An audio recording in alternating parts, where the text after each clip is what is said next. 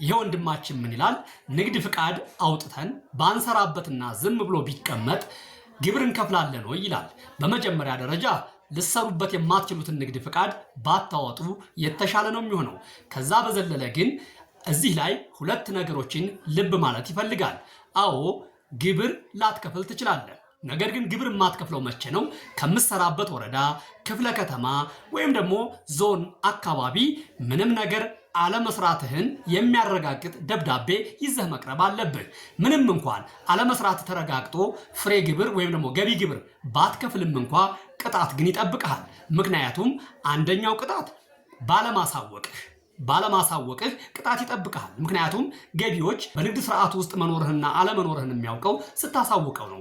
ካላሳወቅከው ኦልሞስት ተደብቀህ እየሰራህ እንደሆነ ይጠበቃል። ስለዚህ ቅጣት ይኖርብሃል ማለት ነው።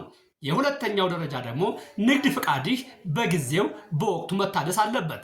አንድ ግብር ከፋይ ከሐምሌ እስከ ታህሳስ 30 ባሉ ጊዜያት ውስጥ ንግድ ፍቃዱን ማሳደስ አለበት። ያ ካልሆነ ግን ለመጀመሪያው ለጥር ወር ማለት ነው ለዘገየበት 2500 ብር ቅጣት ይጠብቀዋል።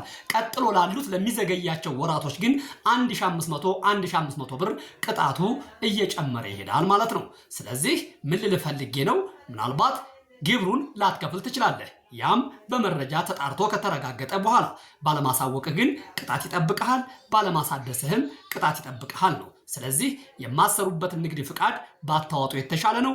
በህጋዊ መንገድ ያወጣችሁትን ንግድ ፍቃድ ግን በህጋዊ መንገድ መመለስ ደግሞ ተገቢ ነው። አመሰግናለሁ።